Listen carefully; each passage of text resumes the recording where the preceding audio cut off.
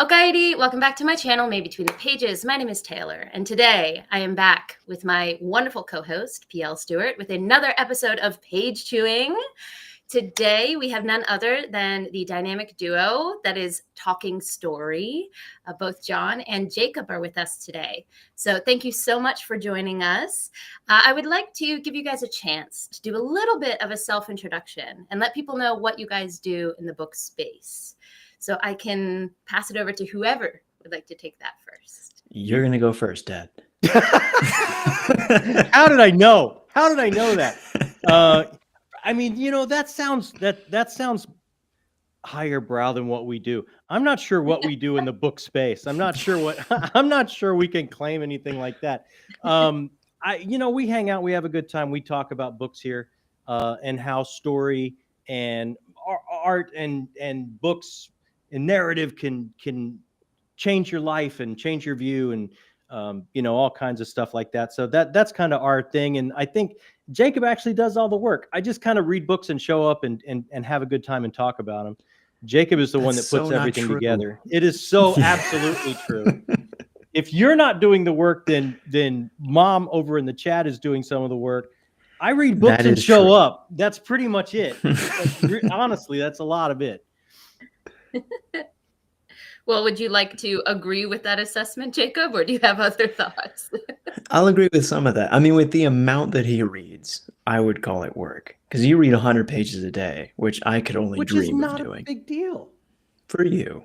We'll leave it there. But I am Jacob. I read far less than my dad does. And I feel like I've niched myself comfortably in the IT help BookTube area, which I'm just happy to be here. Happy to read whenever I get to and talk books with people that are always incredibly nice. And if someone needs help with cameras and editing and such, I'll be here. Yeah. I was going to say you read far less, but you edit far more. That is true. Seems to me like a back end, front end split, maybe, is what I'm kind of hearing. But Definitely. At the root of all of that is a love of books, right? So yeah, well, I think Jacob got tired, and I think my wife got tired. My wife Amy got tired of me chasing him around the house with books and comics, going, "You should read this." And Jacob was like, "You're watching a lot of BookTube lately. I'll make you a channel. Like I could get you in touch with people that care, and you could leave me alone." and then what boomerang happened is like he was on. The more he got on, the more he started meeting authors and getting to know people on BookTube, and he caught the fever a little bit. Now he's getting involved in reading and coming at it a lot more than he used to. But yeah, there would be no channel without Jacob. I honestly can't work my phone. I read books and show up. That's really all that happens for me. Well, you've learned a lot since you've joined, which is Don't great. lie. I mean, you not true. no, I'm not lying. If anyone tried to teach you how to use social media like 2 years Let's ago, be honest. I FaceTimed you to get on this stream tonight, which is a miracle. I'm very proud of you. Yeah, but I had to FaceTime you to do it.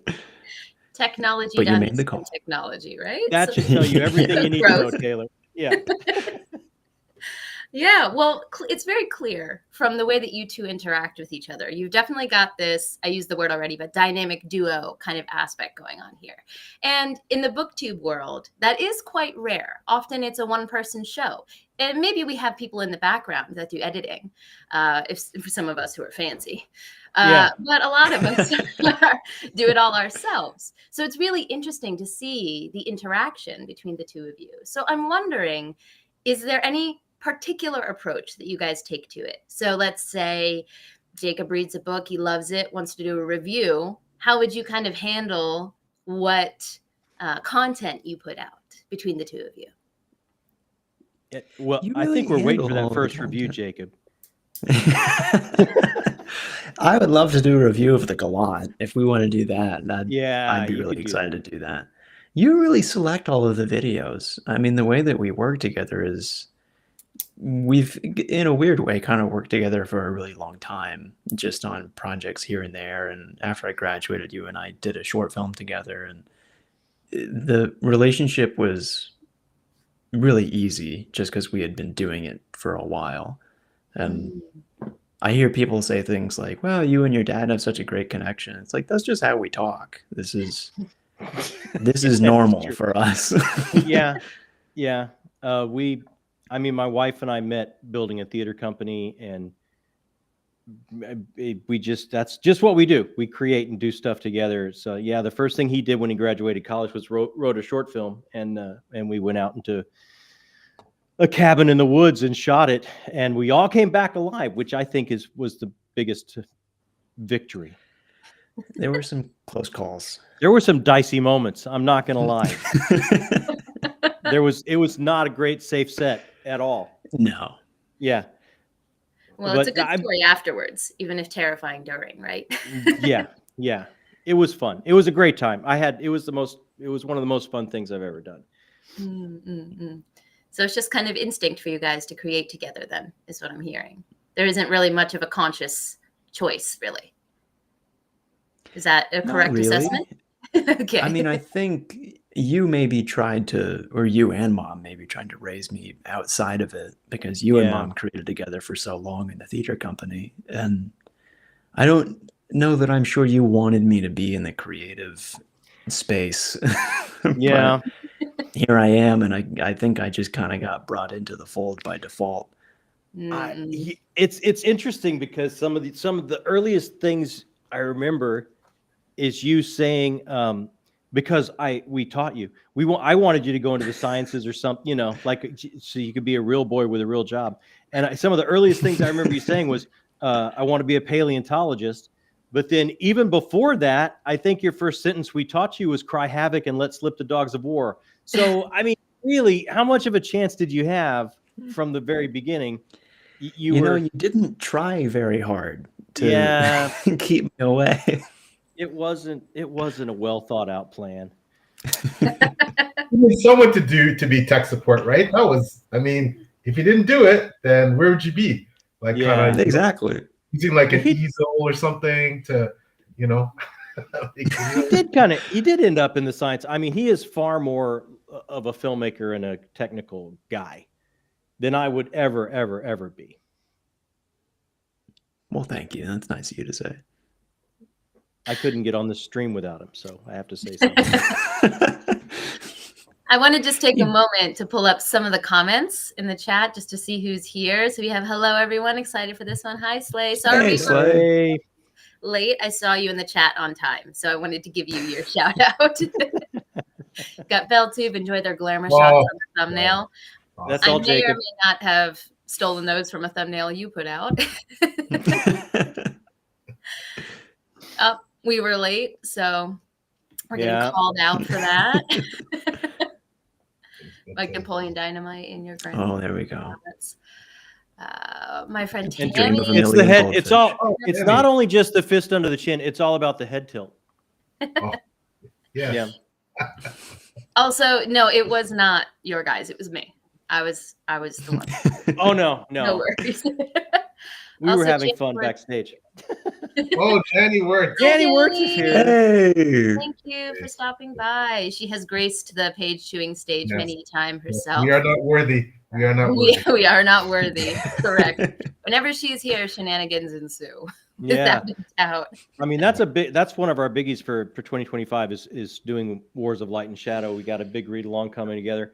And Jacob has read The Gallant, the prequel novella, and he can't wait to. I mean, this is one that he can't wait to go into and go forward with. Yeah.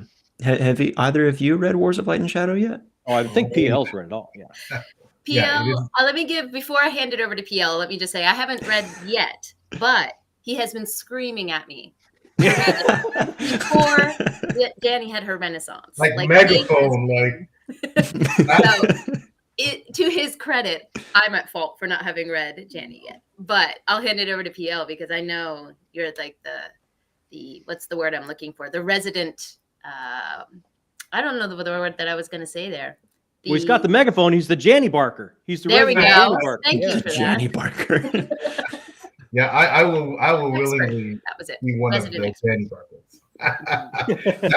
No secret, she's my favorite author of all time, and this is my favorite series of all time. So, again, and I know you and Jacob, you and John have been also trumpeting a lot about Janny. And I mean, simply put, aside from being one of the most talented writers on earth, she's one of the most amazing people. So, I mean, it's right? it's unfair. It's not unfair. even a contest. Yeah.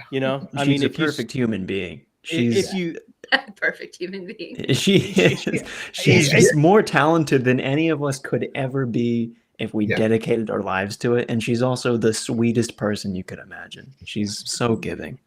She's full. She's generous. She's graceful. She's giving of her spirit and her talent. And she is she's been more than a help to us in artistic endeavors. And she absolutely wows me. To me, she is a perfect example of how an artist should live their life and try to give to other creative people and to their audience. She's really something else, man. Yeah, agreed. The best way I can describe my interactions with her is I feel like she's someone who doesn't pull the ladder up behind her. She keeps it down for everyone. That's a great way to say it. That is really good. That's 100% true. Yeah, that's a good analogy. And I mean, the wisdom, the knowledge in that brain. I mean, we had Taylor and I had an episode of Page Chewing that we affectionately dubbed the Big Brain Energy. So, we were talking about not being worthy. Check out this lineup. We had Janny Wirtz, Dr. John Morrow, Dr. Philip Chase, A.P. Canavan. Like, it was like, I mean, I just sat there hoping, praying, not to say anything stupid. Just making trying to first of all, understand what's being said and take it in and just learn something. And it was just, so. That is the big brain crew, man, right there. I haven't really got a chance to talk to AP or John Morrow yet, but I mean, every one on that list has a PhD next to their name, pretty sobering. It was pretty. You feel kind of small, like primeval brain when he's amoebas. Like First Man, like kind of like crawling, but but just also all of them, just warm, wonderful, incredible human beings. Just just blessed to be around them. So but definitely Janny.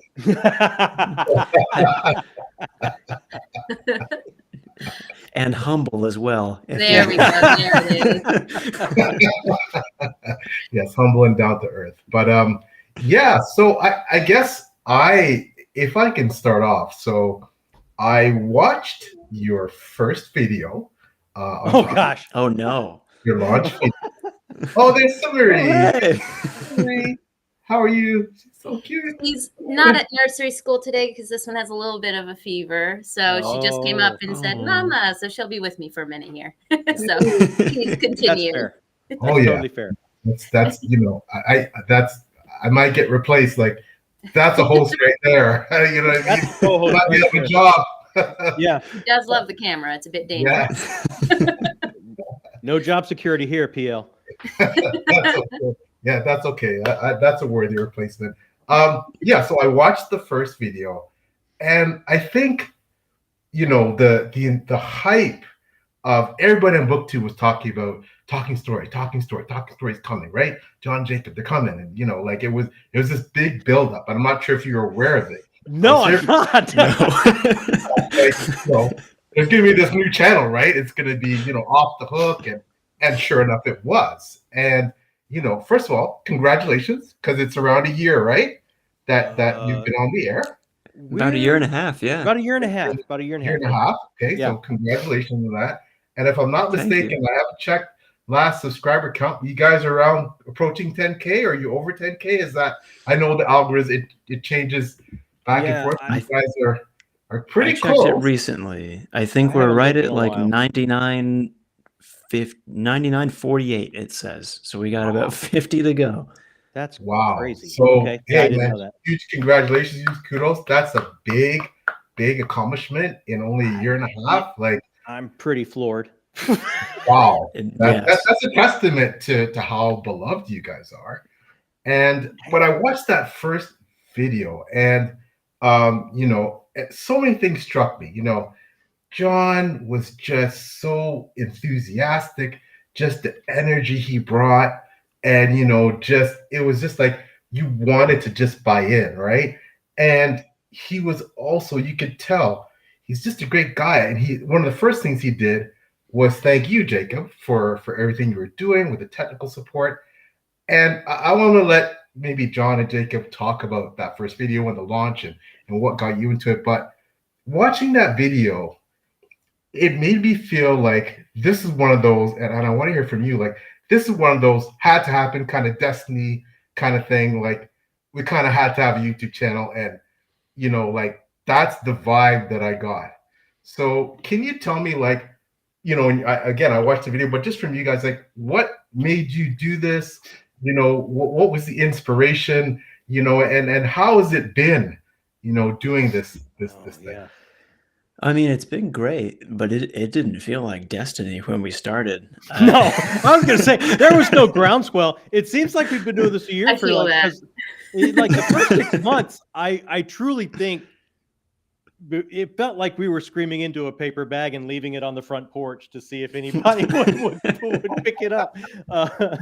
But yeah, I didn't feel that excitement in the beginning. Go ahead. Buddy. I also love that, like, I mean, I think our first video is the one where you're standing in front of the bookshelf, Dad. Yeah. Is that what it is, P.O.? Yeah. I love that. That's our first video, and it's got like a decent look to it. We got a decent camera. You're talking about how much you love books, and then the next video that's like the first real video is you reviewing Elantris, and you're in this white void. Like our break room at work that you recorded on your lunch break. And there's this echoey audio. And then we went to the green screen. And then I really don't think that the channel kind of took off. Like you guys nailed it. You guys, I just looked at my wife's comment there. But I don't think we kind of really got any attention until both of us kind of came on and started to have a back and forth. In the beginning, like I would just bring home an SD card. I would do something during my break at work, or like, here, I talked about this book, and then he would take it and go put it together. And then I don't know what made us think, you know what, we should just start talking back and forth, because I really think it was that we moved to not recording at work anymore. We set up like a spare bedroom at home so that you could have your own little space to record videos. And it wasn't a spare bedroom, it was my office. So you were recording right next to my desk every day. Or you were recording every day, but we had an extra microphone, and I think I was yelling at you from off camera for a while when you would mess something up, and then we just thought, let's just plug this microphone in. Yeah. And then for the longest time, you weren't on camera. And then when you moved out of the house is when you got on camera, because you had another camera. So I really, the addition, me doing it on my own had no magic whatsoever. It was the addition of, the kid that made it happen. And Amy's absolutely right there when she's like, I do need to bring up, Jacob's young life was filled with watching iCarly, and he wanted his own streaming channel for like the longest time. He and his friends have started several and everything. And I think I'm not the most popular person in his life. The first streaming channel he builds that somewhat gets attention is with his dad. That has been an interesting relationship, because like I'm the younger generation that grew up with YouTube, and I mean, I feel the same way, but a lot of my friends feel like, really? They watch your dad? Yeah. I'm like, I know. I don't understand it either, but they seem to like it. I feel like what's really resonating for me with this story is that all YouTubers say, just do it. Just start. My first video is also god awful. The angle's terrible. Couldn't edit. Lighting, I have black holes for eyes. Can't tell what I look like. But I just decided to do it, right? So, I'm sure you guys get asked, and I get asked as well, how should I start? And just make that crappy first video. It's gonna be We crappy. say that, Accept Taylor. it. I've said that a million times. Yeah. I've said that a million times. People use their phone. You don't need expensive stuff. You can go out on your front or back porch, hold the book up, hold your phone up, and you're going to meet the most amazing community and people, and they're going to welcome you. They're going to mentor you if you ask for it. They're going to become some of your best friends that you can just hang out with and talk about anything. Pretty much on every level, you're going to meet these amazing people that come into your life and become a huge part of your life. You just have to make that first video. And it doesn't matter how bad it is. You'll get better or you won't. Like maybe that'll be part of your shtick, is you're just like the guerrilla filming guy with the phone or girl with the phone outside, and that's great. Like Library on Legs, I love what she does. She uses her phone at work, and we get to see the horses and stuff. It's like she doesn't have a studio. She doesn't need a studio. Mm-hmm. Yeah, just make it fun. And I think also like lift the scariness off yourself. Make a first crappy 10 videos. As long as you keep or going, 100. it doesn't matter. Or 100. Or how many videos have we made? Make that number. Yeah, I don't even know how many we've made. We're still working on it. Hey, my first one, the first 4 or 5, everything's backwards, and I didn't realize till somebody came in chat saying, "Hey, PL, like your camera's backwards. You see, like the books are backwards and stuff." Oh, yeah, but it's all good. Like you said, it's all good. I made them, right? And yeah, it's cringy, like Taylor said, but I look back to and have a good laugh, right? When I watch, like, you know. And it's there's no better way to learn than to just do it. Like it's the only way to know. Learn by failing. Taylor, PL, I'm sure you'll agree, right? The people you meet, like it's absolutely life-changing. Yes. Like you've got to do it. You've got to make, if you have the impetus at all to do it, you have to jump in, because the people you're going to meet truly can change your life if you're open to it. Yeah. Yeah. I've had people come to Japan and message me, be like, "Hey, I'm in Tokyo. I don't live in Tokyo, but I can't always go there." But they're like, "Hey, I'm here. Can you meet up?" And just like that connection would not have existed. Literally across the world. That's amazing, though. I've met up with, my friend Tammy, who's actually in the chat now. We met up in Tokyo. She's like, "Hey, I'm here." And I was like, "Well, I can be there." So it truly is life-changing. And I know that you guys have talked about, I think you went to Dragonsteel, right? And then PL and I went to Glasgow for Worldcon. So I think we had a similar kind of realization that these people are real. You got to tell us all about that. What was that? We met in person. For the first time. Really? That's awesome. That's amazing. Glasgow was like, I did have panels I wanted to go to. Didn't see one of them. I just spent the entire time with people. I was like, so I paid to meet people is what I did. But it was fantastic. We felt the same way. I mean, we did make some panels, but a lot people will say, well, like, what did you do? Did you do this? Do you do this? Like, I just hung out with some, people that were in person. Like it was just like a magic that they were there and had 3 dimensions, and we were in the same room. It was just so cool to be in one place with everybody. It was really neat. I have to point out Griftkin's comment really quick, just to make you feel better, PL. My dad's camera and my camera are backwards right now. Yeah. So it's we're all learning together. See? PL, all together, man. I can add to this. I'm using my computer camera that doesn't know how to do apparently light adjustment. So it's not the camera I film with. So we're all just perfect. Absolutely. I think none of it matters. My thing is like, it's what you have that you don't need equipment. You don't need this. What you have is personhood and agency and soul. And that story, that art is going to impact that like nobody else in the world living before, after. You are so singular and so individual, and your interpretation and your taking in that story and saying what it meant to you, what it brought to your human experience, how it builds a connection to other people going through the same type of experience. That is what's important. It doesn't matter what camera you have. You're talking about story. You're talking about art. You're talking about what it means. You're talking about how it motivates us, moves us, and teaches us. That is what's important. That's what you get out there and talk about and say. And everybody's opinion is valid because we're all singular and magical. And it's a miracle that the star stuff came together to create us just the way we are. Sorry. Right? Sorry, That's what you need. That was my fault. That was my fault. I didn't mean to kick you off for a second. I had to leave to go read. That was so inspiring. It is inspiring. Well, actually, I kind of want to take a note from that. And a question that I always like to ask creators is, you know, God forbid we talk about the books that we all supposedly read. What is it about having this platform talking about story, right, and things that you love?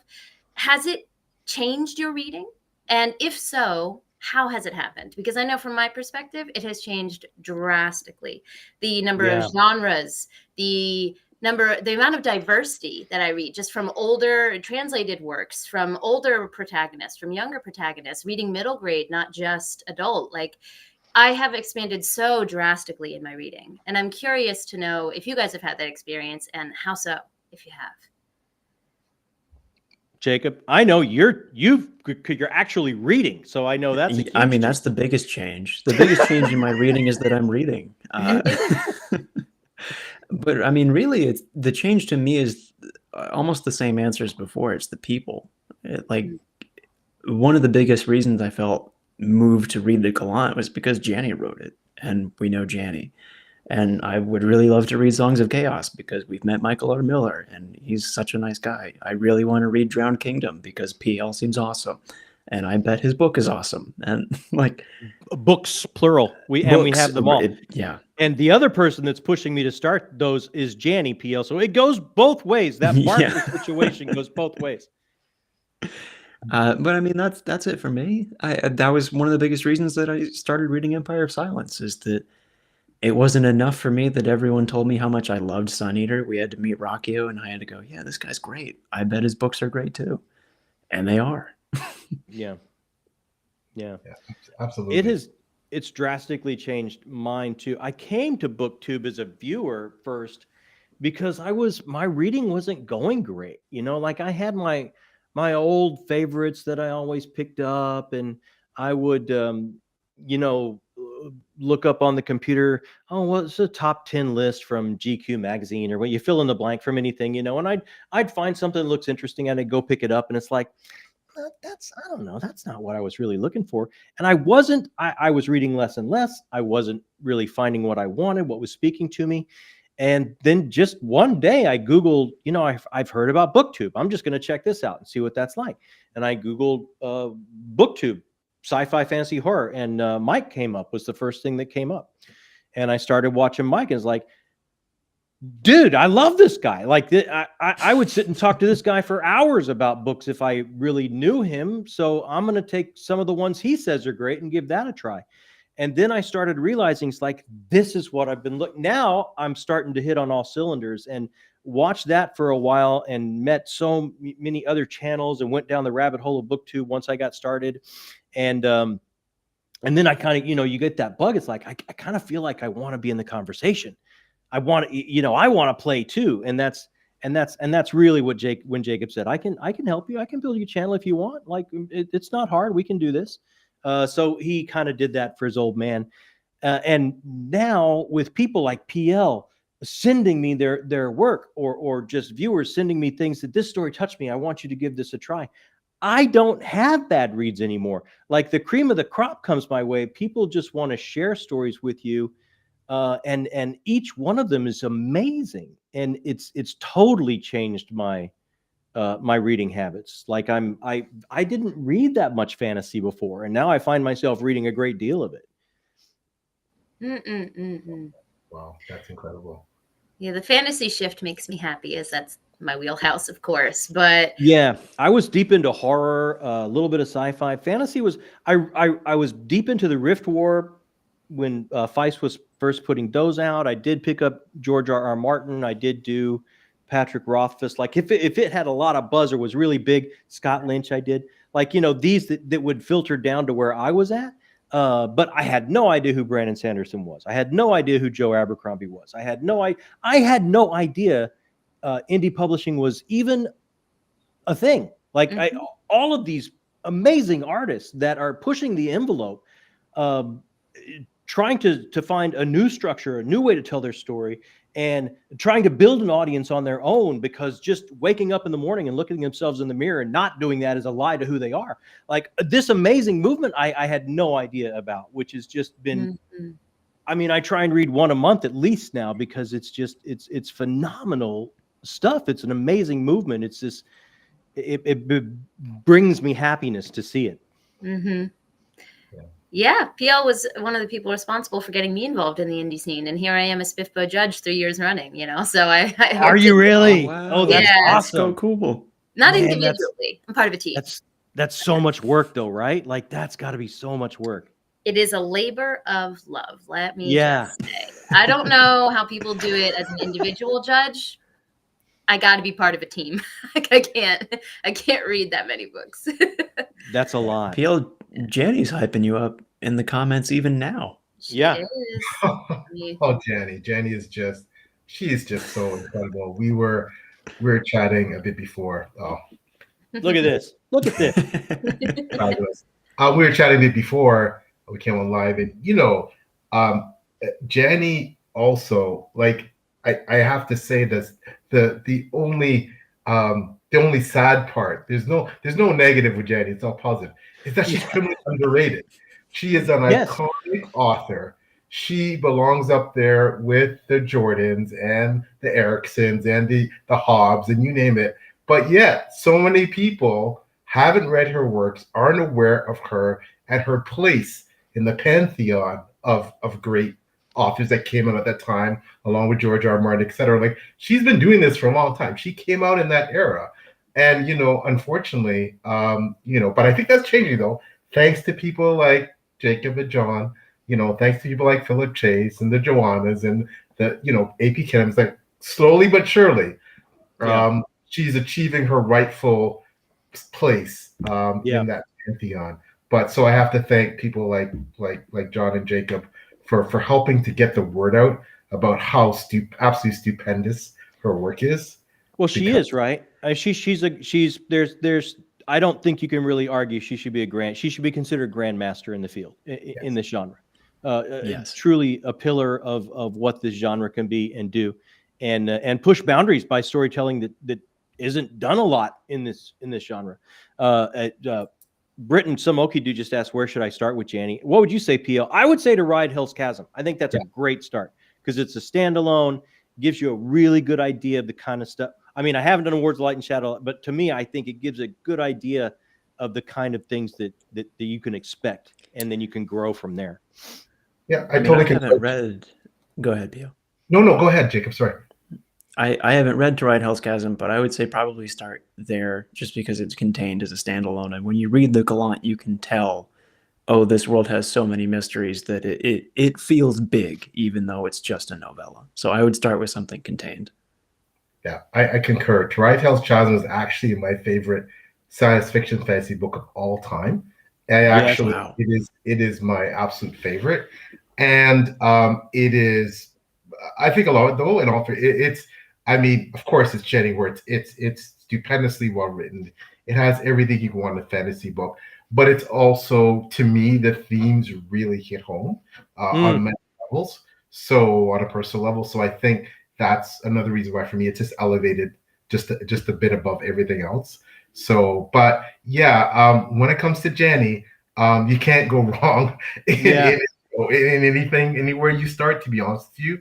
But I do say though, and I'm going back to what we mentioned about her being iconic, specifically when it comes to series. So because when I said she's criminally underrated, in that I will say that especially Wars of Light and Shadow is underrated as that masterclass series, along with the Malazans and the Wheels of Time and the Realms of the Elderlings. Like that should be mentioned more with those series as a comparator, right? Like that's like that. Go and read her main series. It's obviously, with these long series, it's a labor of love and it's an endeavor because you're investing in 6, 7, 8, 9, 10, 12 books in a lot of these series, right? But it is so worth it, and the payoffs right? When you can look back in these series, and of course I'm including Jenny's series here, when you look back at something that happened in book 1 and you get that payoff in book 10, 11, 12, and you're like, yeah, wow, right? It's just phenomenal.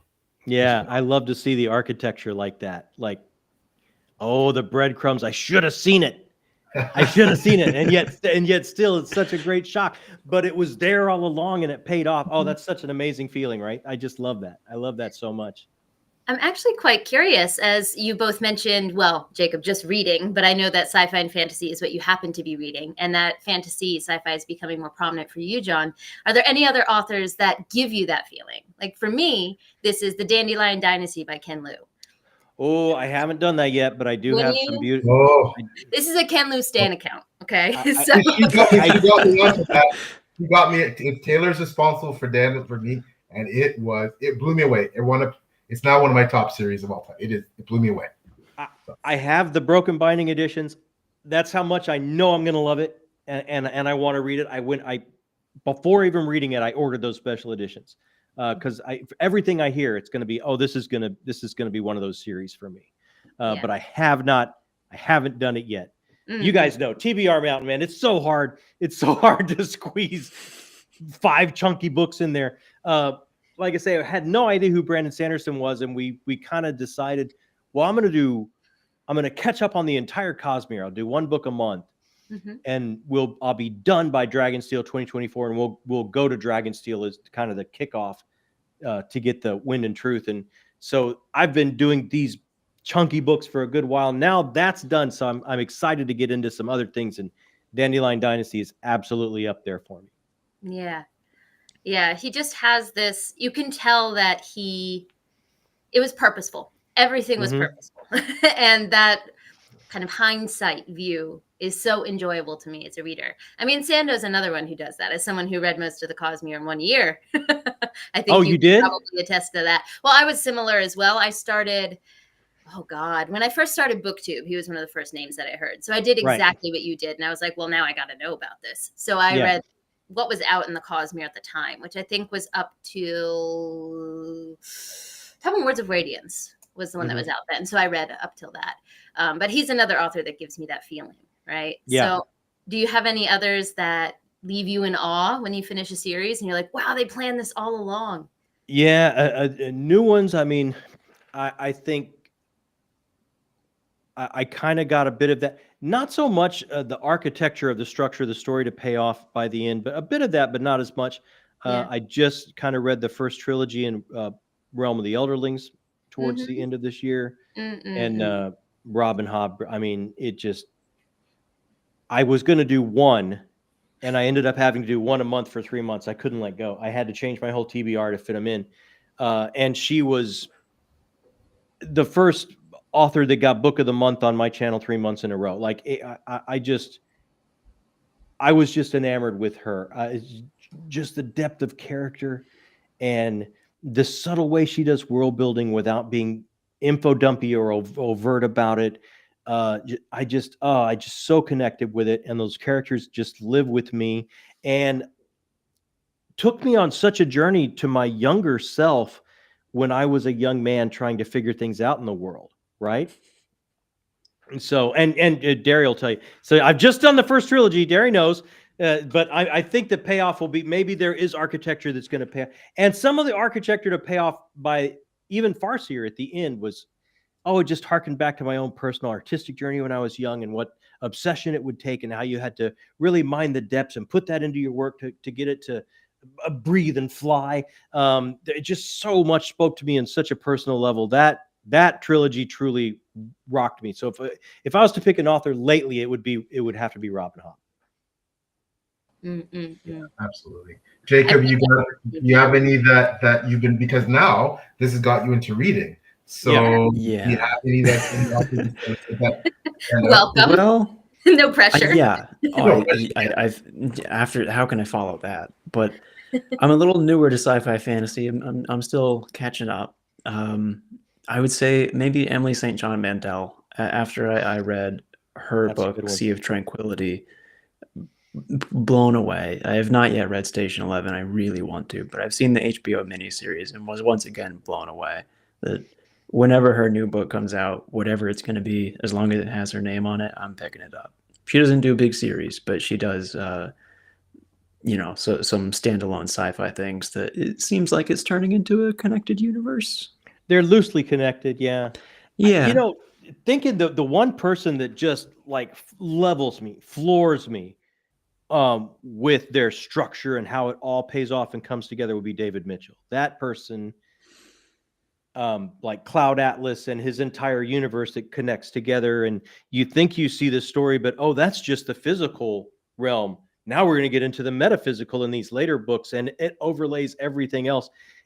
His work is like nothing I've ever read. It's like a Russian nesting doll of hidden awesome that just continues to open up, and you go further and further and deeper and deeper. It's love that person, love that guy for that.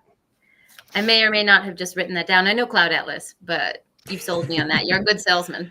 Also, Cloud Atlas. Oh my gosh, it's a lot of people bounce off the beginning. I'm sorry, it's for Jacob. A lot of people bounce off the beginning because what he is doing is he's letting you know how important narrative and story is to us, our very basic core, our very basic soul, and how it defines us as a species. So at the beginning, what he's doing with the type of language, it's a story that's told through time. So he's going pretty far back, so people don't necessarily talk like we do now. So it's a little bit tough to sink yourself into because it's a little bit the vernacular and the way they're speaking is definitely a bit archaic, and it'll throw you, and people tend to bounce off. But if you can stick past that beginning, wow, all in. Yeah. I'm in. He's in. Wow. Oh, PL, you've got. The second you get into this, dude, you got to tell me. Like, I love this guy. Is amazing. This guy is absolutely like he'll change your brain. You sold me. You sold me. I'm in. I did want to give a chance to expand a little bit outside sci-fi fantasy, just because I know that, John, you read those. I know, PL, you read those too. Historical buff that you are. As someone who is a baby horror reader, I have been for the last couple of years. I've found that there's so much. Love me some horror. Let's get to it. Well, there's just such a blend between what is, I consider, my wheelhouse, fantasy and horror and other, fiction genres. It's all it's arbitrary is what I'm trying to say, the lines that we draw. And so, like, recently, I just so happened to have this with me, is What Moves the Dead by T. Kingfisher. This is such a beautiful blend of horror and fantasy. I read this in one sitting. Gunmetal Gods by Zamal Akhtar is like cosmic horror in a Middle Eastern based Game of Thrones dark fantasy world, right? But works so well. It's on my list. Did you just put Game of Thrones and cosmic horror in the same pitch? I did. And I mean, that sounds wonderful. Watch Daniel Green's review of Gunmetal Gods. I'll just pull it out so you can see the cover. You must. Oh, it's amazing. I've seen the covers, and the new Kickstarter cover is like gorgeous. I got the special edition. Hold on a second. Let me see.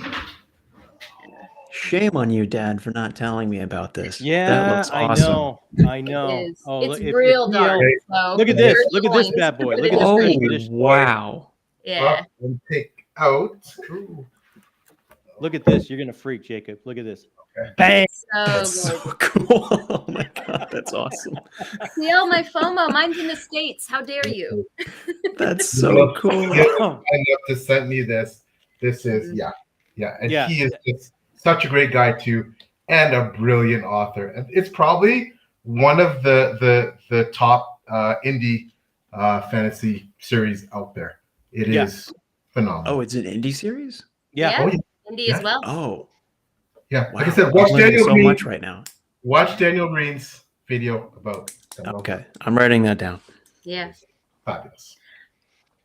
Just to say, it's Gunmetal Gods. To answer the Gunmetal Gods. I have it. I've got it on my list. Haven't got it in yet, but I definitely will. Zamir Akhtar is somebody I absolutely want to try. Yeah. Yeah. But you said you love Kingfisher, right? Yeah. I do. I read both those novellas. Yeah. And I loved it so much. I was smitten by how she uses basically a new language to define gender and pronouns in a way that I started connecting to character by meritocracy and deeds. Like, it didn't matter to me. I got to, and this isn't a novella, and it happened so quickly for me. I got to a point where it didn't enter my mind the gender of this hero, this protagonist. It was by what they were able to do and accomplish, and the rest of that started to go away. And it's like, what an amazing achievement in just so few pages to change my mind of how I look at the world, right? Yeah. Like it, and there's a lot of Lovecraft in that too. It seems to me like there's so much Lovecraft right now in fantasy. The Empire of the Wolf, I just started that, and that's got a little bit of Wickwire Watch, Riverfall Chronicles has a nice thread of interdimensional horror bleeding through. It just seems like it's kind of permeating so much of the fantasy genre that I'm picking up lately. Well, someone that we talked to as well quite a while ago, P. Jelly Clark, he was on here, and he's written like more. He's always blended sci-fi and alternate history into fantasy, but he released Ring Shout a couple of years ago, and that is horror, fantasy, just an amazing blend of those things. So it's just it's been happening for such a long time. But once Ring Shout. So good. Peter Jelly Clark is a scholar, he's a professor. Nebula, Locust. I think he's won all the big awards, right? Okay. Watch our as you do. As you do. Watch our yes. Watch our interview with him. He's a big author, and he's such an amazing guy. Just warm, genuine, and so intelligent. Yeah. Ring Shout. It's basically you. It's like they turned the Ku Klux Klan into monsters. I love that. Monsters. But we interviewed him, and it's based on history. Like, he was doing research for, I think it was his PhD, I think he said. And he was reading accounts of how slaves talked about their masters and the words, the language that they used. And he was like, this is becoming mythological. This is becoming otherworldly. So that was his inspiration for writing Ring Shout. And it's just so... Well, number one, thanks for making my birthday go by quicker tomorrow, because I'm going to listen to that interview. He's absolutely brilliant. But sorry, did I hear something? That's probably... Was that me? No, he lives next door to a train. Yeah. Train. That's just a sound from the old days bleeding through. It's inception. You're waiting for a train. Yeah. I want to ask, and if you don't mind, I'm just going to go back quickly to that first video. And like I said, John's the kind of person, he's so motivating. He makes you want to go out and read and support people. And he's just got that aura that just, it's just phenomenal. But I remember you saying, John, that, you said you want to get into BookTube because you were drawn to the community. The community just seemed so awesome. And all the BookTubers like Philip and Patrick and Darian, like you found your tribe, it rejuvenated your love of books and all that. But you also said that, you're kind of feeling like, the world's kind of turning to a pile of goo right now.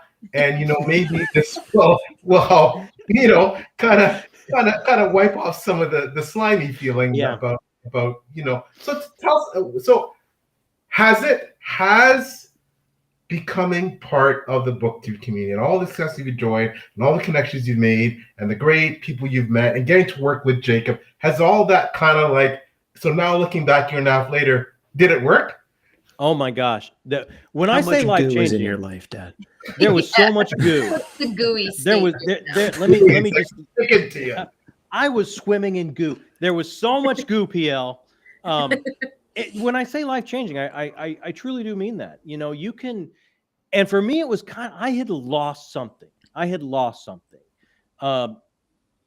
Building a theater company with my wife, having this artistic journey so much in my young life, you know, I remember after rehearsal, after a show, we all talk about character and story and are we hitting the heights of this production? Can we wring anything else out of it? Am I getting everything out? Why can't I make this moment work?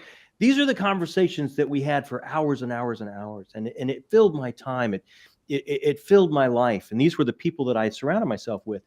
And then when I left theater, I opened a comic book shop and I had my regulars and we were talking about the new releases and where these stories were going, these stories that have been telling us these stories of these pantheons for 100 years and it's still ongoing and it's been a part of our lives for so long and we're sharing it and we're having these conversations week in, week out as they come in to pick up their sub boxes.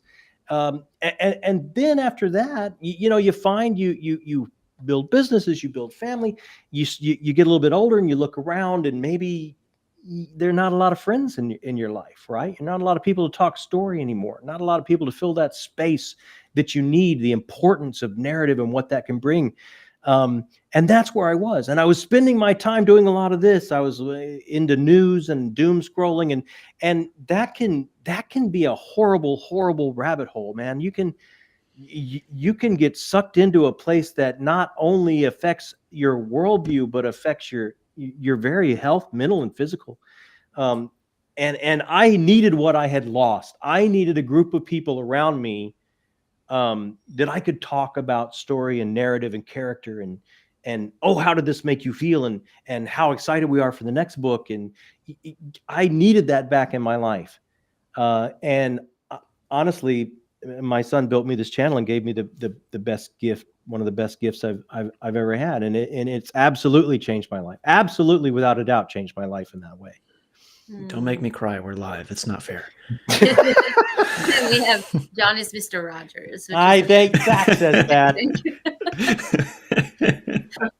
Also, I just wanted to say thank you to Derry for this. The community is just like real life friendships. I haven't directly interacted with Yale or Taylor for ages, but I still count them as among my book tribe. And I agree with this. Thank you so much, Derry. But it's once you meet someone here, even if you don't talk regularly, that connection's been made. You know, I find that it's like long distance friendships that don't require more than a couple texts a year, but they still are maintained, you know? Right. Because we all understand the magic of story and we cannot talk to each other for however long we get back together. We still have that common ground and we still know. And it's just like we talked yesterday or an hour ago. Yeah. I agree. Yeah. Absolutely.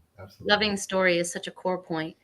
There was one thing before we move completely away from like channels and more content-based discussion and more into the love of story. I did have one last comment or question that was content-based that I like to ask everyone who's a content creator. We are battling the algorithm. Battling may not be the right word. We are working with the algorithm consistently. And part of that relationship is the pressure to always put out the next thing.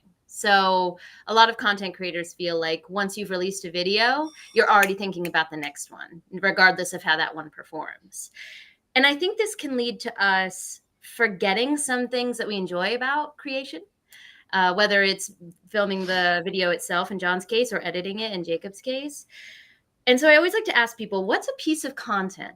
It could be a review, a video, whatever, that you are really proud of. And you just want to shout out, wow, I am so glad I put this into the world, right? Whether it could be your lowest performing video, it could be your highest performing video, whatever. But I would just like to hear about a piece of joy that you put out into the world that just makes you happy that it's out there. Do you guys have something like that? You go, Jacob, because I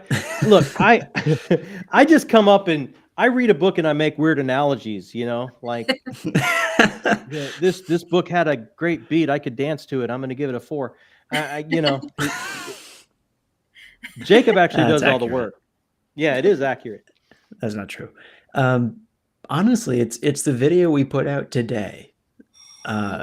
We put out the video today about, you know, everything that we did at Dragonsteel, which that whole experience was very special to, I'm sure, my dad as well, but me specifically, that I got to do that with my dad. And I said it in a previous video, but what a weird experience to, just spend 4 days third wheeling with your dad. Like it was so cool to see. It sounds horrible, but it was really fun. I think about doing that with my dad. I would rather take a ball peen hammer to the forehead. And it's a video that I spent a lot more time on it than usual. For anyone that chooses to go and watch it, obviously you don't have to, but you can tell it's a lot more edited than the other ones just because there's so much going on. But that was the one that I feel like simultaneously we wanted it to be everyone that didn't get to go to Dragonsteel could watch this and see what it was like. But to me, it also felt like years from now, I'm probably going to look back and watch this and remember what it was like going on that trip with my dad. And I want this video to be good. So that video means a lot to me. It just happens to be the one that came out today. Look at that timing. Yeah, I know. Now I can't say anything else but the one that came out today. I liked my Mistborn review. Yeah, very video no one watched that I really like. I mean, look, like in the beginning when it was me in front of a white wall or in front of a green screen, or me, just me talking about what I read or something. There was no magic, including Jacob. And then we do a thing here called Book Club with the Missus, where once a month, my wife Amy will pick a book and we'll read it together. And she comes on and we talk about the book. And once we had the author on to talk to us about the book, and just making it a kind of family thing is real special to me. Like all of those are really special. She's just magic. I mean, she's my favorite writer in the world, and she's way smart. I punch so far above my weight. It's stunning. I don't know how I won the lottery, but somehow I did. And to have her involved and to have been able to have any part in raising a family where my kid would give this amazing gift to me and want to hang out with me. Like, can you imagine being his age? And it's like, I'm going to leave my fiance and third wheel with my dad for 4 days. Like, who would sign up for that? That sounds like, I can't believe we still have this kind of a relationship. It's amazing. Mm-hmm. I might have to give a second answer with please. There yeah, we're not just gonna thinking one up about each other until we're horrible. done. No, but I mean, there have been some videos. Well, I was thinking back to like videos that have made us cry, and it's like there have been some Town Square videos that made us cry that were very. Oh special. Man, that last Town Square video, that's a good one. Yeah. For anyone that doesn't know what Town Square is, we have people on Patreon can submit videos to us that are up to 2 minutes long, and at the end of the month, we put a video together where we watch all of them and react to it. And it's like having conversations with everybody on what they're watching and what they're reading. We did not know, and what they want us to read and stuff like that. We didn't know that for Thanksgiving, 2 or 3 people were going to send some videos talking about how thankful they were and how their lives had gone, and that it would absolutely crush us on camera. And, but that's the viral content you want right there. Oh my gosh. Taylor, it was ugly. I looked at, I all of a sudden, like every family get together I ever had, and my grandfather did the big prayer at the table, and he would break down like every holiday. Like I became that watching this video. It was like oh my gosh, they just killed me. Oh. Those are such heartfelt, beautiful answers. Like, thank you for sharing that with us. I really appreciate it.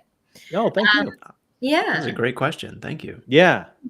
I always ask because I find that when who did we have on? Andrew Watson. We had him on, and he said that one of the things he enjoyed the most was his Junji Ito review that he put out. I hadn't read it, which is a Japanese horror mangaka. And it was so inspiring to me. My next videos, while that inspiration still lasted, were the best edited things I ever put out. Right. So I find that when I ask people this question, it's, it goes both ways when I go check out what people have mentioned, which I always do. So I will be watching your vlog. Oh, okay. today for sure in the town square. So it was the November one. The November one. Got it. Yep. Noted. I believe the video is actually called John Cries or something like that. You know what you're doing, Jacob. You know what you're doing. Yeah. Just to tell those in the chat, unfortunately, I'm going to have to cut out a little early today, so PL will take over after. So I only have a little bit more time before I have to run out. So I did have one question, if PL will allow me to take over the airwaves for just one more question before I go. That's all up to PL. It's all right. We'll have fisticuffs after. Absolutely. But I'm just curious what you're actually reading now, because we're at the end of the year and there's this time warp between Christmas and New Year's where time does not exist. And if you're a reader, all of us are trying to either finish our current read or jam in a couple more. Like, it's just a very unique reading time when everyone's home and in their pajamas constantly. So I'm curious if you have something that Bjell's laughing at me, but you know it's true. So I was wondering if you had any specific goals for something you definitely wanted to finish this year, or a current read that you are really enjoying and maybe you'll close it up. Like for me, as I said, it was a Ken Liu Stan account, so it's not surprising, but I have The Paper Menagerie by Ken Liu, his collection of short stories. Every single one of these has made a tear or two leak from my eyes, and the one that I just read had me bawling, so I'm reading it slowly. But because I'm like, I can't read more than one of these at a time.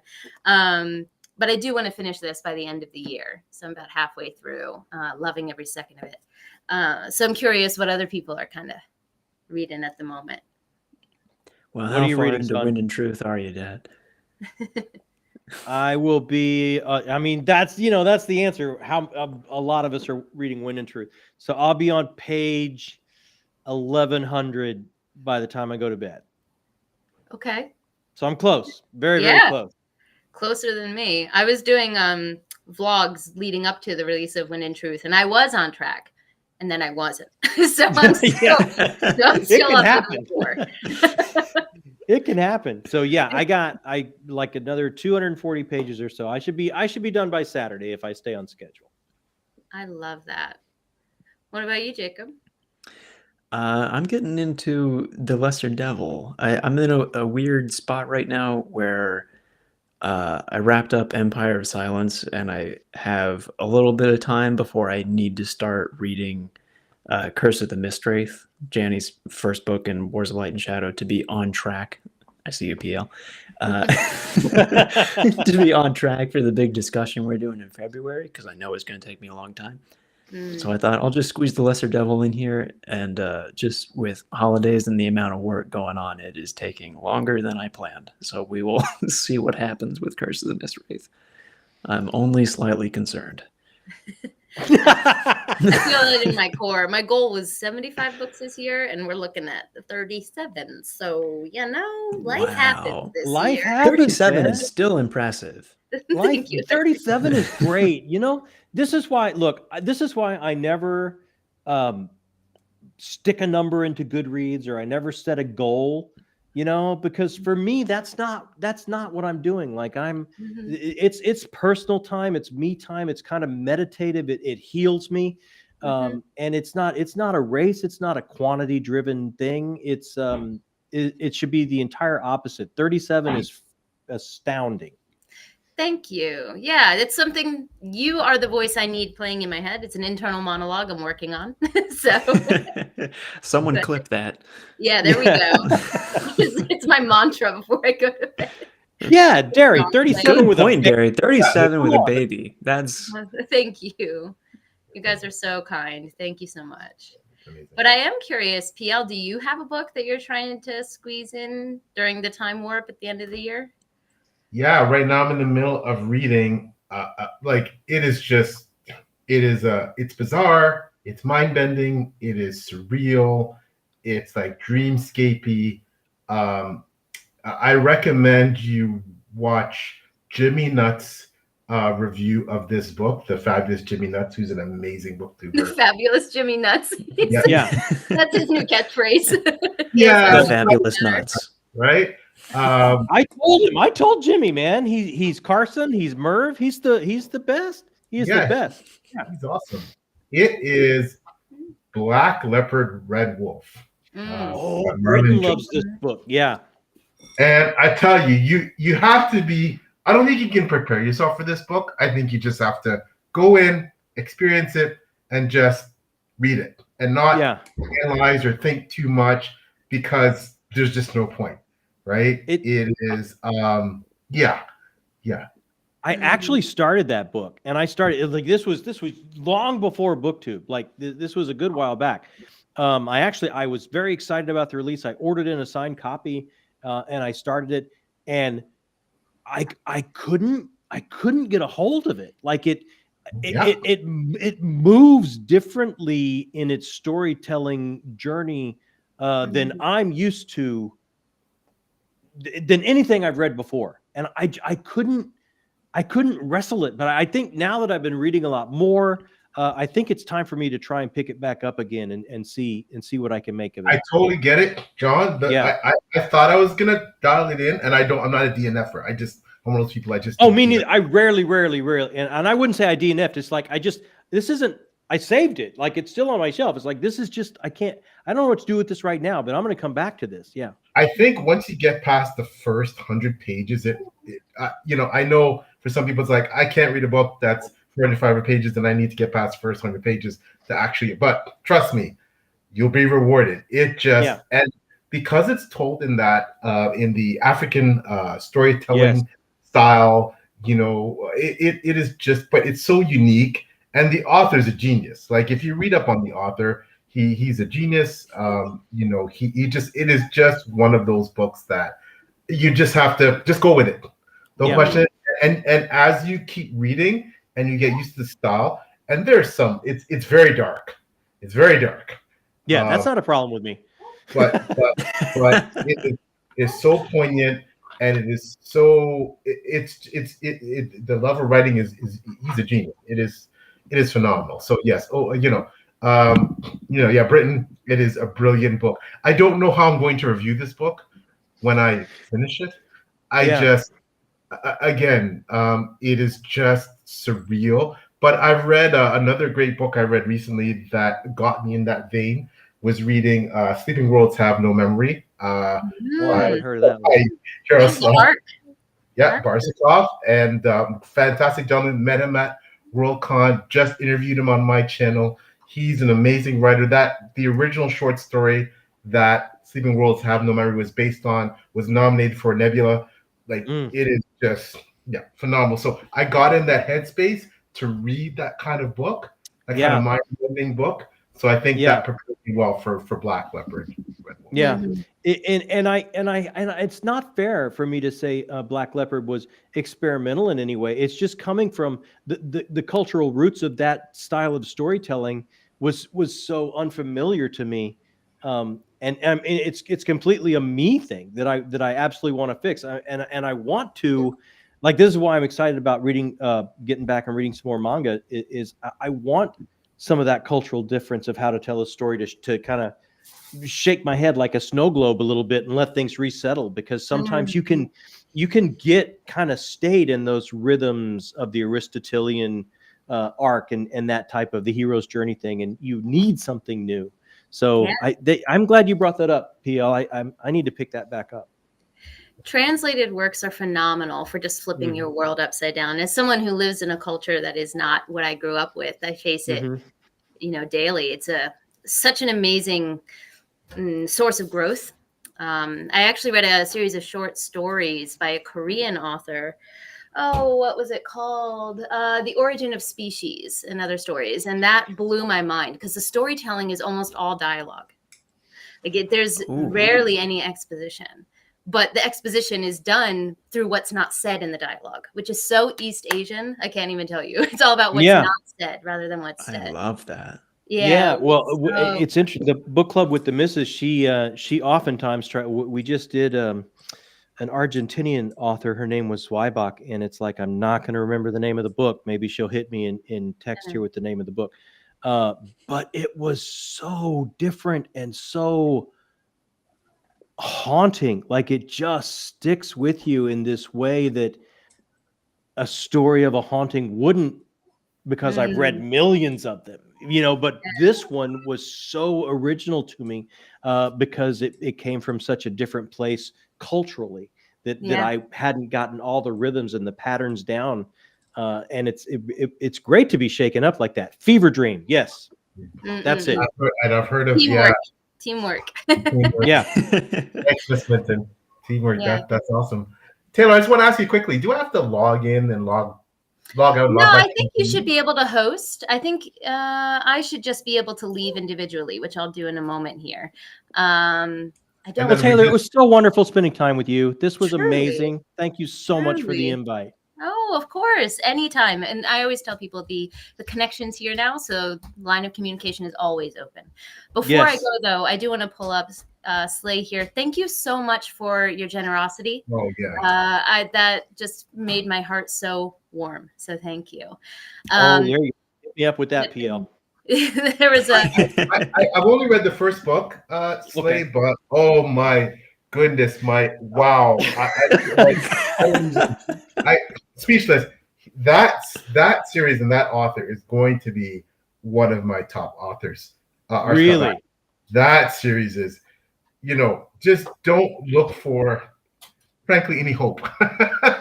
That's what I hear. That's what I hear. Realistic as all get out. It is. Yeah. So abandon. That sounds like the perfect book for Slay. Yeah. Before you enter, and you're fine. So yeah, I feel prepared for it because I have been told that. So I'm ready. I am actually looking at this PL, and I'm not seeing a me leaving moment. So let me see. I think I can log out and then come in via the host link, and then I'll head out. I think that's probably best. So let's try that before I leave. I don't want to abandon you guys. I'll be right back. Okay. Yeah, this is the first time the host is trying to leave. Usually I would join via invite link. So this is the point. I would have to call my kid and ask him how to do it. So I totally understand. Yeah. Well, I'm right here. There we go. So Jacob, what do we do? How do we do this? How does Restream? I have no idea how any of this works. This is all up to you, Taylor. We don't do Restream. How dare? This is all new to us. So what do you have coming up in 2025, Taylor, that you want to get to, that you want to read? Ooh, really good question. I usually try to pick like a big series. That I would like to tackle, but I haven't settled on what that would be yet. I did start Realm of the Elderlings, but I have a very interesting experience with Hobb, where I love her writing, but during it feels like a slog. And then I finished the story and I'm like, wow, that was phenomenal. But that phenomenal feeling comes afterwards for me. That's interesting. I hit a bit on book 3 of the first trilogy. I'm not 100% sure where you're at. I finished the second book. So Royal Assassin. Yeah. Okay. So book 3 for me, I hit this part of it and it's like, oh my gosh, I feel like I've been walking and walking. And then I stopped and I thought, you know what? I'm bringing in a lot of preconceived notions about this. I need to relax that and let the author take me where she wants me to go, as opposed to coming in with these notions of what I think the story should do for me. And kind of when I tried to adjust myself with that, then it started to open up a bit more for me. And it's like, well, Fitz at this time in his life, I remember that time. And it was arduous and it was long and the world wasn't wired the way I thought it would be. And things weren't working out for me the way I thought they should be. And then all these themes and things started to open up and hit me. And it took me back to when I was a younger person. And it was all because I had to let go of that preconceived notion of pace and storytelling and those kind of things that I came in with. Yeah, I think pacing is part of that for me, where I feel the sluggish feeling. So, but because I do recognize something I often say about her, somehow she makes words feel cozy. I don't know how. Like the sentence isn't cozy, but those words fit so beautifully together. So I think her writing skill is stunning. So I do want to get back to it eventually, but I'm not sure if that's going to be the biggie for the next year. Another one people have been yelling at me for years is Malazan. I got that. I've got Janny words. I've got a lot of things. So I haven't settled on it, is the answer. Well, I hope you pick a great one, Taylor. Thank you. I plan to. But I'm going to try to leave gracefully. If something happens to the stream, PL, yell at me right away before I start work and we'll fix it. But genuinely, this is a wonderful way to start my morning, and have a great rest of the stream, gentlemen. I'll talk to you soon. Well, thank you, my friend. Thank you so much for having us, Taylor. It was great to meet you. Ever to hang out with you. So. You guys are so lovely. And everyone in the chat, thank you as well. I'll see you guys in a bit. Bye. Bye. Oh, yeah, it managed. We're still here, right? We're still here. And there were three. Oh, you never know. It's just, no Jacob here behind the helm, eh? So you can't depend on me, right? It could get you gotta handle it all by yourself, PL. I don't know. You're trusting a lot, my friend. So I just want to quickly, and forgive me for a minute, I'm just going to go backwards a bit. I just want to ask you two, both of you, you have this amazing experience. It's clear that Mrs. Minton, yourself, Jacob, I'm not sure if there's more in the family, but it's a family affair. You guys are just, you can tell the love, the tight-knittedness, that's not a word, but the cohesiveness of your family bond, your unit. It's just, to be honest with you, it's really touching and inspiring. And that's one of the things I love about watching your channel, because I see it, right? And now, of course, kind of privileged to see, Ms. Minton show up in the chat and just, supporting it. And clearly, you guys are a wonderful family unit. Is there anything that surprised you about doing this thing as a family? Like, have there been surprises that you can share that have come out of that perhaps you didn't expect, of doing specifically a BookTube channel together? Jacob, I want to hear from you first, if that's okay. Yeah, I mean, the first thing that comes to my mind is more the book that we wrote together than the BookTube channel. I mean, I feel like the reason that Mom got involved with the BookTube channel was because we finished a draft of the book and she ran out of things to do and got really antsy. So we gave her the social media. That's true. That tracks. While we waited to start the next draft. But yeah, I mean, so many lessons from writing a book together, that because my mom has a master's degree in creative writing, that when I graduated college, I had this script from a television script writing class that we all kind of looked over and decided, this could be fun. Let's turn this into a book. And I was terrified because I had never written prose before. And I got to basically go to a little mini creative writing school with my mom and learn how to do it. And got to practice with cameras, building a BookTube channel with my dad. And there's really, when I think about the amount of things that I learned in college with, whatever writing courses I took or whatever cinematography courses I took, it covers about 1% of the knowledge that I have. And the other 99% is just things that I picked up creating with my parents. So that's kind of the biggest gift that they've given to me in working together. I don't know if that answers your question. No, it definitely does. That's so well. That's incredible. Again, it's just so heartwarming. Just incredible. John, what do you think? Oh wow. I mean, it makes me wish for a different son. Was that your answer? We shouldn't. We shouldn't have stopped at one, because we could have maybe got it right. But there you go. No, it's such a there's so much learned, and I think that I try to think what I've learned, and it's like I think I've learned to appreciate more. I haven't, like, I can't say, oh, from the channel I've branched out and tried to do editing, or I've tried to do something else. It's like I appreciate what my kid can do because I've watched him edit something, and it's crazy. He's so good and so fast, and he knows what he's doing, and it's been a real joy to watch him do that. And to set up lights and to set up a camera and know every setting and be able to do all this. And it's like, it's astounding to me what he's got under his hat and in his head. And I just think the sky's the limit for him in a creative way. And it's very exciting to be any part of it or to be around any of it. You know, and the writing project we all did, it's like we kind of got locked together, you know, during lockdown. My wife turned the dining room into a writer's room and took charge and said, we're going to start adapting this and this is what we're going to do, because it kind of brought us comfort to be creating something, because that's kind of what we've done in the past, you know, and it gave us a feeling of security. But to watch him on his journey as a young person, on an artist journey, it really knocks me out. And then to work with my wife, who again is just, she's one of the most hyper talented people I've ever met in my life.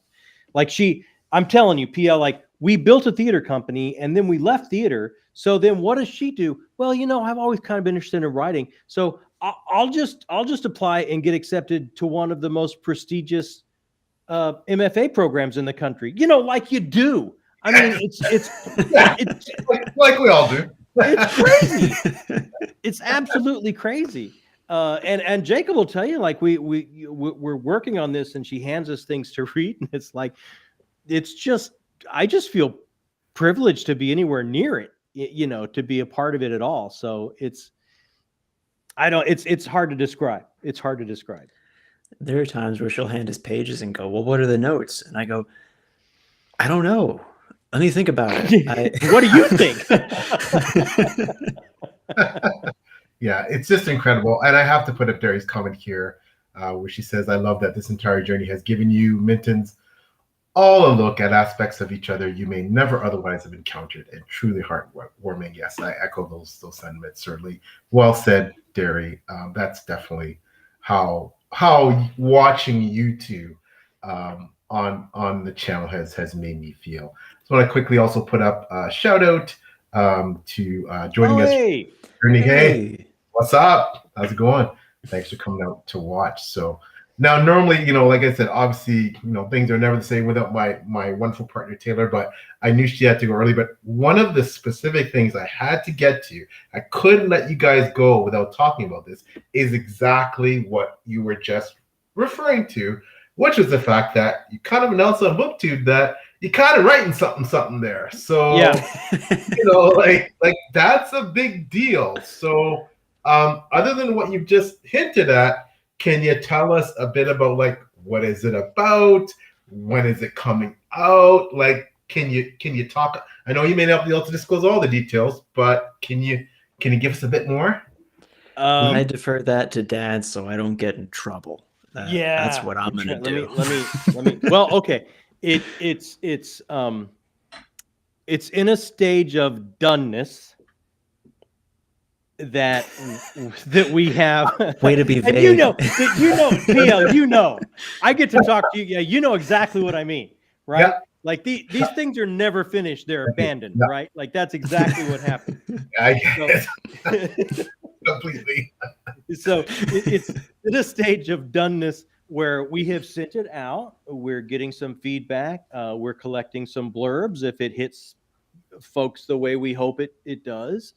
And we can kind of tuck those blurbs away for some big announcements we have coming up. What I can tell you is it is a what are we saying? It's a Lovecraftian apocalypse in 5 acts. Wow. And if it works right, it's a very much our world, the world you know, but by the end of the book, it should feel like an absolute fantasy world like you don't even recognize. And it should have a wonderful thread of satire that hopefully will get some chuckles through it and some unbelievable characters. And it's kind of structured like an epic fantasy, even though it's cosmic horror, to where a bit of a fellowship is coming together on a global stage to address what's happening. Wow. I think everybody's like, oh my God, how can I get a copy? I think well, let's hope. this is evoking right now. So, I mean, and that's, I talked earlier about big brain energy. I think, between Miss Minton, Jacob and John, it sounds like it's going to be amazing. The big brain energy is all Amy. I'd have to agree with that. Yeah. I mean, Jacob's original idea. We all worked on it. That's why we're saying it's written by J.A.J. Minton for Jacob, Amy, John, and it's 2025. Everybody will have a shot to grab a copy. Wow. Okay, so I think it's fair to say mid 2025. I don't want to say the actual date yet in case something goes horribly wrong. Yeah. Like some of these people could come back to us without a blurb and say, "You should not put this out." No one should read this ever. No one should read this. I doubt that highly.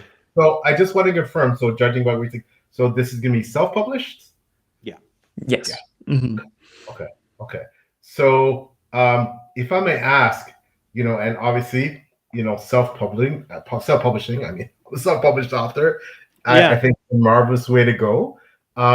Was there ever any consideration to maybe, and maybe you've done this, or maybe you can't talk about it because maybe to pitch this in the traditionally publishing venue? Was there ever any? I think initially there was. Yeah, and I think we can talk about it. And we didn't. I don't know if I can speak for my dad and my mom, but for me, a lot of the fear with that was if we go traditional and we're lucky enough to win the lottery and get an agent, and then we're lucky enough to win the next lottery and get a publisher, and it actually gets to a shelf, right?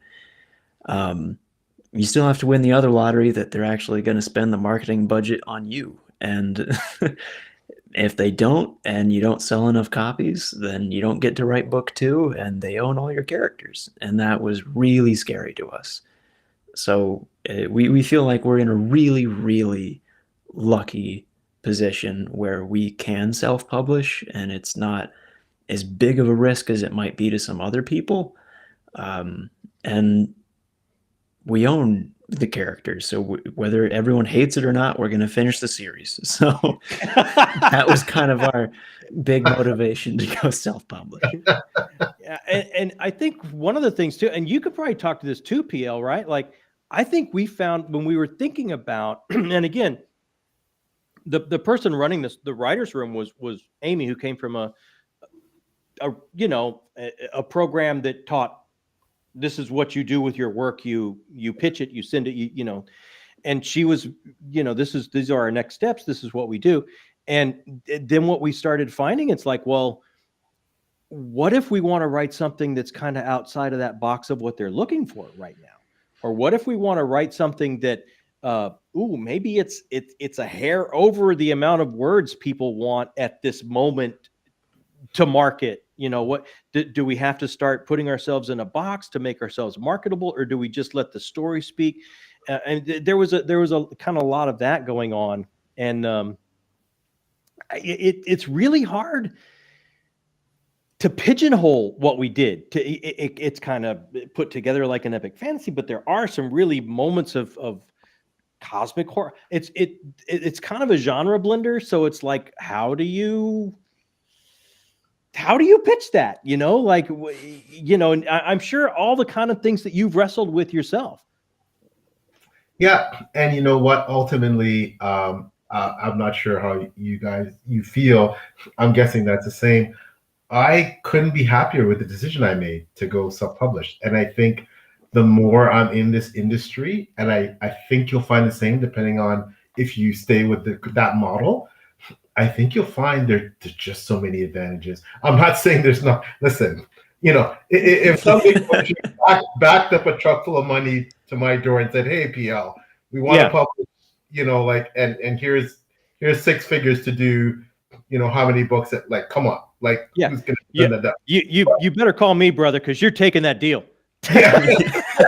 However, that isn't happening at the moment. So, and I'm having so much fun doing it this way. And I mean, I got 20 plus books planned in this universe, man. Like, Wow. I this is the 7-book saga is just the beginning. So, and I can put out a book a year. And that's part of my issue because I'm getting up there. You see this gray here, right? So, yeah, looking great, man. Come on. I know how you feel. I published my first book at 51, so I'm 55 now. So I mean, even if I'm blessed with a long life and the mental faculties, I might get those 20 books, maybe 30 if I'm lucky. Before, I mean, you have to think about that, right? And I can put out as many books as I have the ability and tolerance for. And I'm publishing a book a year right now. I still have a full-time job, but I'm publishing a book a year. Even the fastest turnaround at the trad level. There'd be no way. There'd be no way. That's ambitious. So I couldn't turn back now, right? So But I think the indie movement is also at a spot where, I mean, some people are saying indie is giving trad a run for its money in the comments right now, but the walls of people expecting lower quality from indie are crumbling down. There's a lot of great indie stuff out there. Yeah, and it's selling like hotcakes. I mean, you look no further than your Will Whites. I mean, that's on another level. But absolutely. Best-selling author, independent Ryan Cahill. How many traditionally published authors wouldn't take Ryan Cahill's sales numbers and popularity? Right? Yeah. Who wouldn't? Who wouldn't? Absolutely. I mean, that's and again, the creative freedom. And there's so many more options, especially in the hybrid publishing. There are just so many options. So I think what it comes down to for me is that I'm gonna have fun and finish the series, God willing. I got book 5 coming out in the spring. All right. 5, and then I'll have, if I'm on track, I'll have 6 and 20, book 6 and 2026, and book 7, 2027 series is done. And then, we'll see what happens. But, as Barry said, golden age for authors and readers, especially with self-pub. And, you do feel, I think, Jacob, you do feel like you're part of this revolution, right? It really does. Thing. Yeah. Yeah, right? So, and it's exciting to be part of that, and like you touched on earlier, you get to work with your cover artist. You get to pick what things look like. You get to really release it your way and be part of that community. It's really powerful to be part of, and powerful to see other people taking part in it. Yeah, exactly. Huge shout out to Brain Books, my sister from another mother. We share the same birthday. She's an amazing booktuber herself. Shout out, Alicia. Hey, what's up? Thanks for coming by. I also want to quickly mention that I know that Okidude's working on his own novel. So good luck to him on that. I'm sure it's going to be awesome. And a quick thank you. Thank you very much. Let's see. You're so kind. I do. If you guys do ever get into the series, I have a couple of deep dives going on different channels. Alicia is leading a great one. I am getting into those this year, 2025. Wow. That they are on my indie stack to get into this year, without a doubt. Oh, I've heard too many. If I don't, I think Janny's going to come for me. and if not her, Dr. Chase will be right behind her, because I get the same thing. And finally on that note, Jerry says, what if you guys put this out and it absolutely blows up, right?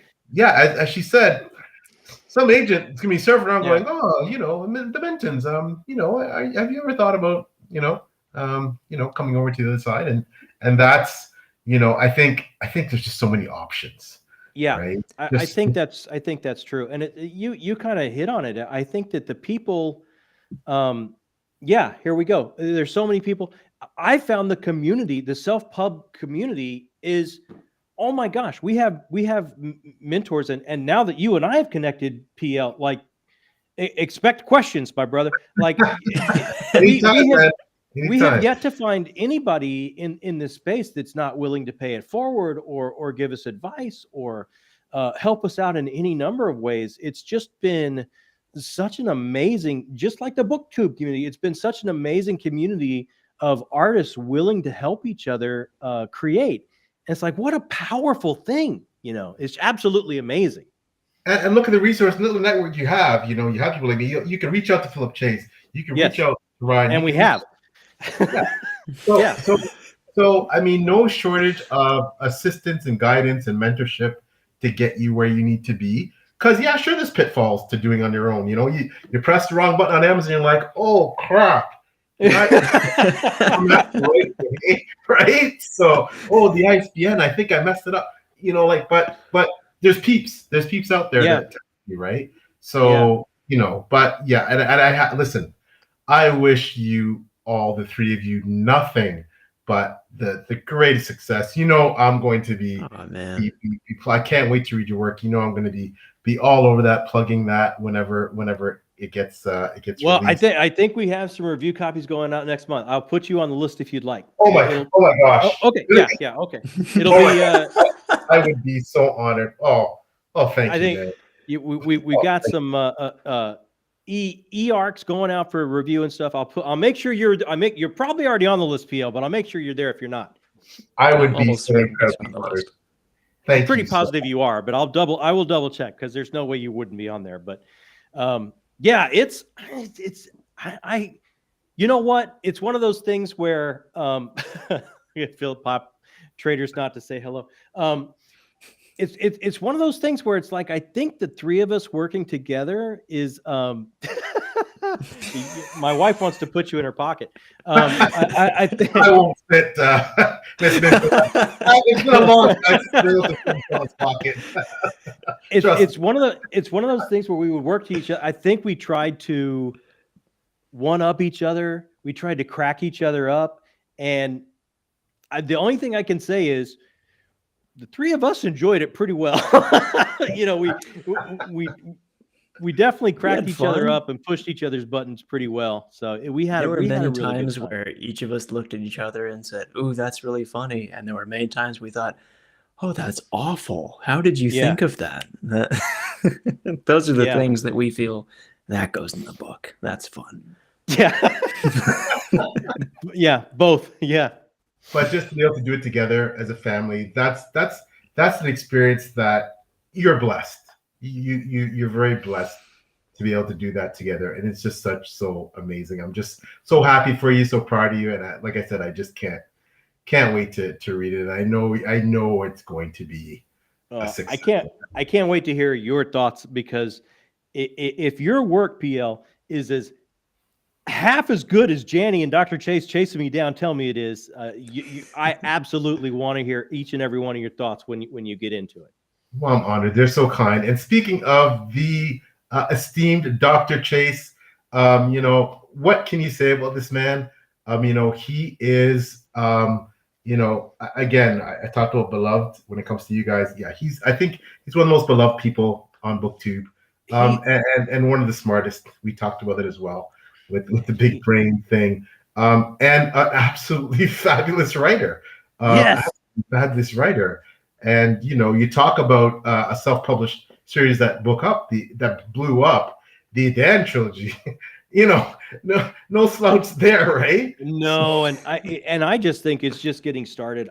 For me, he does such an amazing job of walking that tightrope between the classical feeling that transports you. The language is a little bit heightened.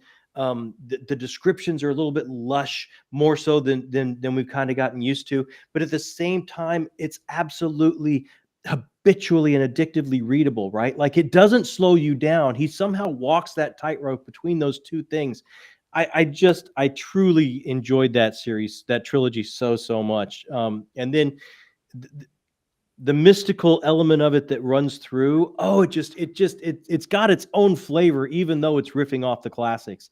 I think it's just an achievement. I truly enjoyed that trilogy. It is fantastic. I was lamenting that I haven't read enough completed indie fantasy series, you know, and I want to read more. And but in the ones I've read that are completed, and that's on me. I mean, there's lots of completed indie sci-fi and fantasy series out there. Philip's series is certainly near the top, the upper echelon, right? That it is just incredible. And he'll break your heart. He'll break your heart. Oh, I had to immediately DM him. There's a part in book 2 where I had to DM him. It's like, I understand classical storytelling and why, but why? Yeah, he's gonna ruin you. He's gonna ruin you, and he also has that John Gwynne-esque style skill with crafting heroes and battle scenes. It's just, it's par excellence. It's fabulous. So I love, and also only the first book is out, but Tori Tekken's Bloodstones just thought, yes.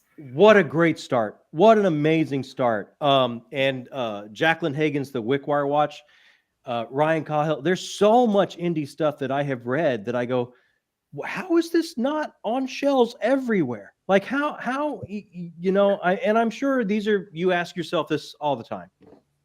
Yeah, but you know what? The industry is changing. It's evolving. And more, I think you're going to see those books on the shelves of what's left of big bookstores, and because the public's going to demand it. And that's how you look at series like Travis Baldry's, like his cozy fantasy. It's because basically my understanding is that the employees was self-pub at first, and the employees at Barnes and Noble was just like, they told their managers, like, you gotta get this in. Yeah. And now look, New York Times bestselling again. Self-published fantasy author. It's the door is wide open. So I just want to put that out quickly for Philip. Yeah, please tell Mrs. Chase that yes, her husband is absolutely a brilliant writer. So she hopes she can hear that. So listen, I know I've kept you guys for a long time. You've been so generous. I just really appreciate it. Taylor and I are so grateful to have you on the channel. I'm gonna beg and plead that hopefully you'll come back in the future and join us again. Are you kidding me? Dude, this has been life-changing, man. I'm not lying. Hanging out with you guys, being able to talk like this, it brings me so much joy and energy. And it's like you said, you publish your first book at 51 and you've got this idea for 20 books in this universe. You know what's going to keep you young and going and vibrant? That, my friend. And this is part of what does it for me. I can't thank you enough for having us on. The honor and the pleasure is absolutely mine. I want to put up a quick shout out to the wonderful John A. Douglas, another great author whose book I have to read. I haven't got to yet. Hopefully I haven't either, but I hear amazing things. Yeah. Oh yeah, I hear amazing things, and he's also a fabulous booktuber. Check on his channel. And I have to just so I can put it up there. I want to thank the wonderful Mrs. Minton for coming out and joining us and supporting the crew. She's got a lot of fans of her own, in the chat. Clearly, she's got her own fan following. So I got to tell you, PL, I cannot wait. The one huge thing for me in getting this out this year is for people to be introduced to my favorite writer of all time, which is my wife, and what she's taught Jacob. Always coming up quick behind, like some of the stuff he brought into this. I couldn't be prouder, but that's going to be such an amazing moment for me. Oh, that's so sweet. She deserves all the love that she gets. She's incredibly talented, and I hope more comes her way. Yeah, and I hope more stuff comes your way, PL. You're absolutely so kind, and thank you for having us here. I feel like we've gained a friend and a mentor. Oh, that's awesome. And like you guys, the joy is doing stuff like this, right? And getting to talk to people like you. This is what makes me go. This is what makes me tick. So yes. Again, I'm just so happy. Listen, I just want to quickly give you guys the opportunity as we sign off to just let everybody know where can they find you in the social media sphere, your YouTube channel, anything you want to say in terms of people reaching out to you in all the spaces that you occupy. You do it, bud. I can't even remember them all. First of all, Talking Story on YouTube. That's where we post all of our main stuff. That's where My dad talks about the massive amount of books he's reading and what he thinks of them. We've also got a super fun Discord. Feel free to check us out there. We've got a cool Patreon where you get to send us videos and we watch them and get access to more stuff in the Discord. And other than that, stay tuned for we touched on it here. We're releasing a book, but stay tuned for a way bigger, more formal announcement about the vibe of it and what that looks like coming. I will tell you, PL, get ready for this. You've released books. We know what I'm talking about. All I'm going to say is there's going to be a release announcement that's like nothing you've seen. Wow. And it's all because of this guy right here. Well, now you've hyped it up too much. People are going to be disappointed. Okay, let the hype train begin. Let the hype train begin. Okay, I'm ready for it. It's going to be a little different, and it's going to be so cool. We've been working on a very special kind of announcement for, like 2.5 months now, something like that. And it'll be coming out very soon. Okay, I'm ready for it. Bring it on. Bring it on, baby. I'm there. Yep. Oh my gosh, this is going to be awesome. This is going to be awesome. I just want to say again, thank you so much to our wonderful guests, Jacob and John Minton, and again, to Mrs. Minton in the chat. Thanks to everyone in the chat who has joined in this live, and everyone who's going to watch it on the replay. You are what makes this type of long form content really special, and why we can't get enough of it. Quickly, PL Stewart, Drowned Kingdom Saga 7847. That's my channel. My partner, Made Between the Pages, who had to leave a bit early. Her channel. She is an assistant editor with Before We Go blog, as am I. Shout out to the wonderful Beth Tabler and the whole Before We Go blog crew. You can find Taylor's reviews, my reviews on Before We Go blog and on Goodreads. So typically in terms of the space, you can usually find beside Taylor like places like this on page chewing on both our channels. Also the books, www.peelstore.com. The Drowned Kingdom Saga, 4 books out now in the series. 5th one coming out in the spring of 2025, A Pack of Wolves. So that is where you can find about the books. And of course, on the socials, almost everything's at PL Stewart Writes, Instagram, Twitter /X, Blue Sky, etc. So that's where you can find me. But dude, that's how you do it. You just listed it all off like it was nothing. PL knows what he's doing. Hey, I just gotta before we go, PL, I have to thank you for being amazing and cool, because I know how my kid's brain works, and now he's going to have to pick up another book to read, because there's no way he's not picking up Drowned Kingdom now.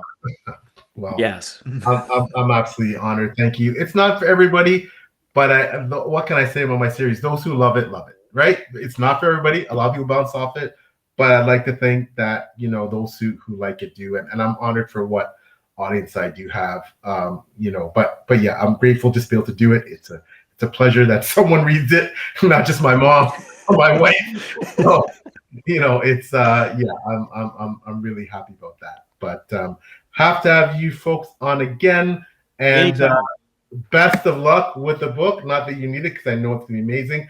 Continued best luck for the channel. I'll be watching all your content, and once again, everyone who joined, thank you, and we will see you again soon next time. Take care. Have a good night, everybody. Thank you. Bye-bye now.